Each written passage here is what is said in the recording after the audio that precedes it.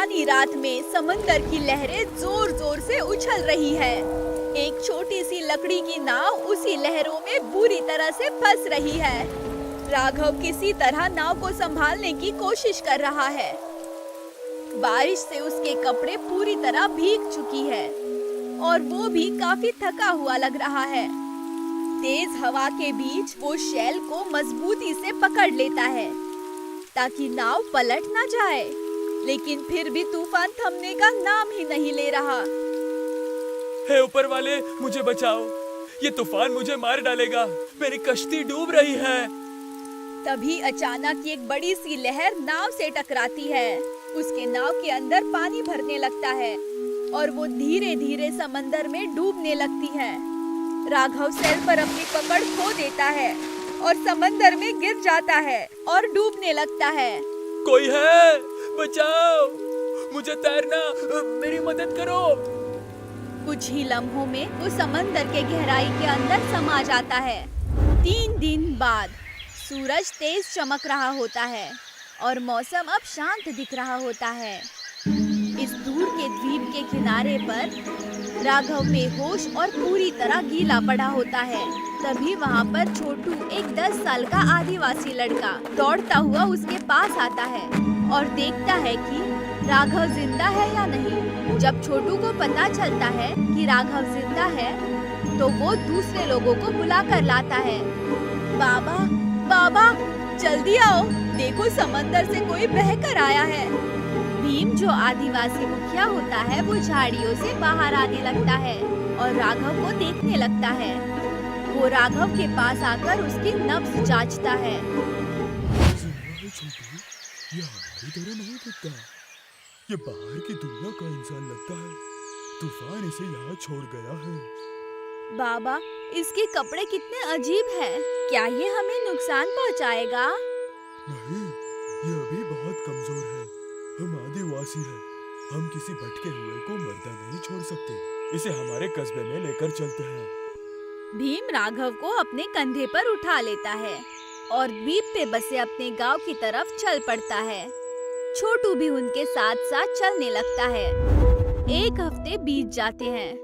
राघव मिट्टी और बांस से बनी एक आदिवासी झोपड़ी में आराम कर रहा होता है। सोमा वही उसकी देखभाल कर रही होती है और उसका इलाज कर रही होती है। राघव तभी अपनी आंखें खोलता है। उसकी धुंधली नजर धीरे धीरे साफ होने लगती है। सोमा को अजीब कपड़े में देखकर वो चौंक कर उठने की कोशिश करता है, लेकिन कमजोरी की वजह से वो फिर से गिर पड़ता है। सोमा उसे हाथ देती है और धीरे से उठने में मदद करती है। आराम करो, तुम बिल्कुल सुरक्षित हो। तुम्हारे शरीर में अभी ताकत नहीं है। मैं कहाँ हूँ? तुम लोग कौन हो? मेरी कश्ती कहाँ है? मुझे मेरे कस्बे जाना है। तभी भीम ताजे जंगली फलों की टोकरी लेकर झोपड़ी में आता है। भीम फलों को कोने में रखकर राघव के पास जाता है। ये हमारा घर है। तुम्हारी कश्ती टूट गई और तुम्हारी जान बच गई। ये जड़ी बूटी का रस पी लो। सोमा राघव को हरे रस का एक कटोरा देती है। राघव कुछ देर के लिए रुकता है, लेकिन रस की खुशबू उसको ठीक लगती है। राघव धीरे धीरे रस पीता है। उसका स्वाद उसे अच्छा लगता है। ये क्या है? ये तो बहुत ही लजीज है और मेरा दर्द कम हो रहा है। ये जंगली जड़ी बूटियाँ और जंगली शहद है। हमारा जंगल ही हमारी सबसे बड़ी दवा है। राघव उन आदिवासी लोगों को देखता है और समझ जाता है कि वो सुरक्षित है। राघव फिर से अपने बिस्तर पर आराम से लेट जाता है। कुछ हफ्ते बीत जाते हैं। राघव अब लगभग ठीक हो चुका है। वो भीम और छोटू के साथ जंगल में चल रहा होता है। तीनों एक अजीब सी झाड़ी के पास आ जाते हैं, जिसमें नीली शकरकंद जैसी सब्जियां होती है। भीम पौधे को नुकसान पहुंचाए बिना उन्हें ध्यान से तोड़ता है और छोटू उन्हें एक एक करके इकट्ठा करता है। आप लोग सब्जियों को इतनी आराम से क्यों तोड़ रहे हैं? मेरे कस्बे में तो फावड़े से सीधा पौधे को ही उखाड़ लेते हैं। राघव, धरती हमें सब कुछ देती है। अगर हम जमीन को गहरी चोट पहुंचाएंगे तो ये अगली बार अनाज नहीं देगी। हम सिर्फ उतना ही लेते हैं जितनी जरूरत हो। देखो राघव भैया, ये कंदा है। इसे आग में पकाने से ये मीठा हो जाता है और ये बहुत ताकत देता है। राघव एक सब्जी लेता है और उसे सूंघता है। उसे खुशबू मीठी लगती है। वो मुड़कर देखता है तो उसे आसपास कई अलग अलग पौधे दिखते हैं। हम शहर में इतनी खादें और दवाइयाँ डालते हैं, फिर भी खाने में ये खुशबू नहीं होती। आपका जंगल तो खजाना है। जंगल तभी खजाना रहता है जब तुम लालच नहीं करते। चलो आज तुम्हें हम जंगल का खाना बनाना सिखाते हैं। वो तीनों आगे बढ़ते हैं और अपनी टोकरियों में कई तरह के फल और सब्जियां इकट्ठा करते हैं। रात को सोमा गांव के बीच में खुली जगहों पर खाना बनाने की तैयारी करती है। सोमा तोड़ी हुई नीली सब्जियों को पानी के बर्तन में धोती है और फिर उन्हें थाली में रखकर काटती है। वो बिना तेल के उन सब्जियों में जंगली मसाले और लाल फल का रस मिलाती है। राघव ये सब देखता रहता है। सोमा जी, आप बिना तेल के खाना बना रही हैं? हमारे यहाँ तो बिना तेल के कोई खाना बनाता ही नहीं। तेल की क्या जरूरत है? जब हम इसे हरे बांस में डालकर आग पर रखेंगे तो बांस का पानी इसे स्वाद देगा। सोमा मसाले लगी सब्जियों को बांस पर लगा देती है। वो उसका मुंह पत्ते से ढककर और उसे जलते हुए कोयले पर रख देती है और कुछ ही देर में उसमें से मीठी खुशबू आने लगती है। खुशबू आ गई। राघव भैया, अब तुम उंगलियां चाटते रह जाओगे। सोमा उसे ध्यान से उठाती है और उसे चाकू से काट देती है और उसके बाद खाना प्लेट में डाल देती है।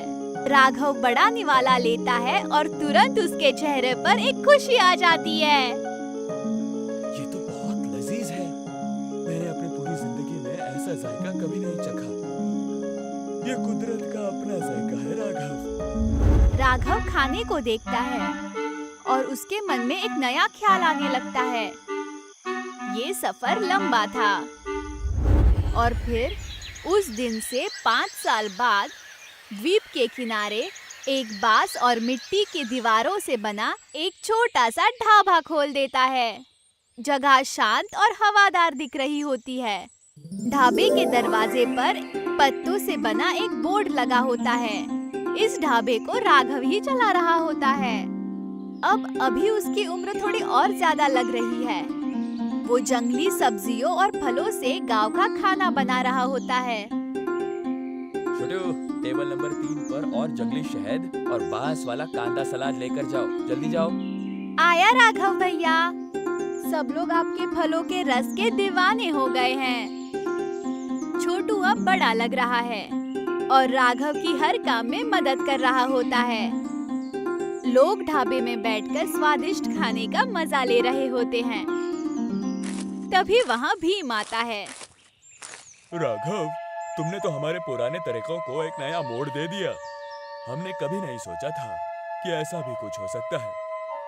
भीम जी, ये तो आप सब लोगों की एहसान। इस जंगल ने मुझे नई जिंदगी दी है। ये ढाबा सिर्फ एक मेरी प्यारी धरती के लिए एक छोटा सा तोहफा है। माहौल शांत होता है। प्राकृतिक खाने की खुशबू और लोगों की खुशी से माहौल। राघव, भीम और छोटू इसे खुशी से देखते हैं। और फिर एक दिन द्वीप के किनारे एक मोटर बोट आती है। तभी एक समझदार दिखने वाला जवान आदमी बोट से उतरता है। उसके पीछे एक कैमरामैन भी उतरता है। कबीर मुस्कुराते हुए आसपास देखता है और अपनी कैमरा पर रिपोर्टिंग शुरू करता है। दोस्तों, 5 साल पहले एक मछुआरा तूफान में गायब हो गया था। सब लोग समझ गए थे कि वो मर गया, पर कुछ दिन पहले ही एक समुद्री जहाज ने इस अनजान गुलाबी द्वीप पर एक ढाबा देखा। क्या राघव जिंदा है? आइए देखते हैं। कबीर और कैमरामैन ढाबे की तरफ चलने लगते हैं, लेकिन रास्ते में उन्हें छोटू दिख जाता है, तो वो उससे बातचीत करने की कोशिश करता है। क्या तुम इसी द्वीप से हो? क्या यहाँ राघव नाम का कोई आदमी रहता है जो शहर से आया था? आप लोग कौन हो और ये अजीब सी काली सी चीज क्या है? हम बाहर के लोगों से बात नहीं करते। डरो मत, हम कोई दुश्मन नहीं है, हम बस राघव से मिलना चाहते हैं। टू कुछ देर के लिए हिचकिचाता है, लेकिन कबीर उसे सच्चा लगता है।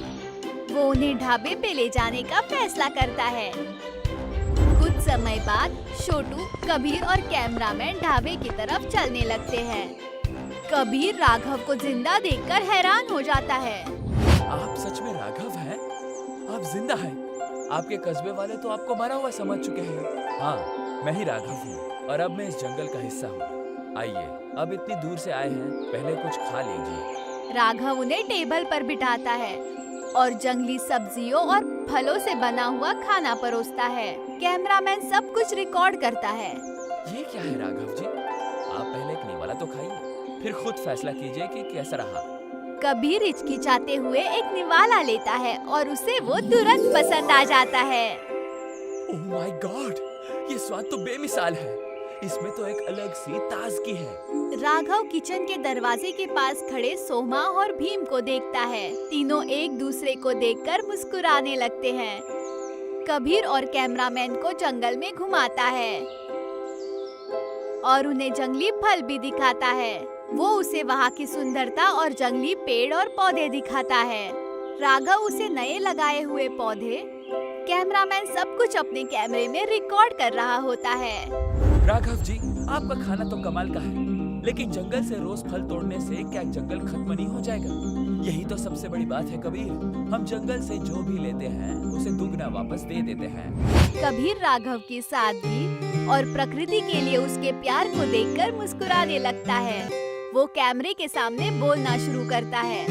दोस्तों, ये एक अद्भुत सीख है। जहाँ शहरों में लोग जंगल काट रहे हैं, यहाँ ये आदिवासी समुदाय और राघव मिलकर कुदरत को और जिंदा बना रहे हैं। कैमरामैन जंगल का पूरा चक्कर लेता है और अलग अलग फल और सब्जियों को रिकॉर्ड करता है। और कुछ समय के बाद कबीर आदिवासी ढाबे के सामने खड़ा हो जाता है।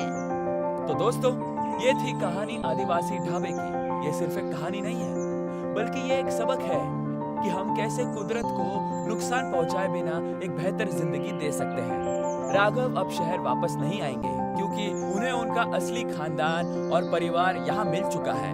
कबीर राघव की तरफ मुड़ता है। आपका बहुत बहुत शुक्रिया राघव जी, हमें ये रास्ता दिखाने के लिए। आपको भी शुक्रिया। बस दुनिया से कहिएगा कि जंगल को बचाए रखे, तो जंगल हमें कभी भूखा मरने नहीं देगा। कबीर सहमति में सिर हिलाता है। इसके बाद कैमरामैन रिकॉर्डिंग बंद कर देता है और कबीर और कैमरामैन अपनी बोट में बैठकर द्वीप से चले जाते हैं। राघव आदिवासी खानदान के साथ वही उसी जंगल में रहता है और अपना मिट्टी से जुड़ा आदिवासी ढाबा चलाते रहता है। और यही हमारी कहानी खत्म होती है।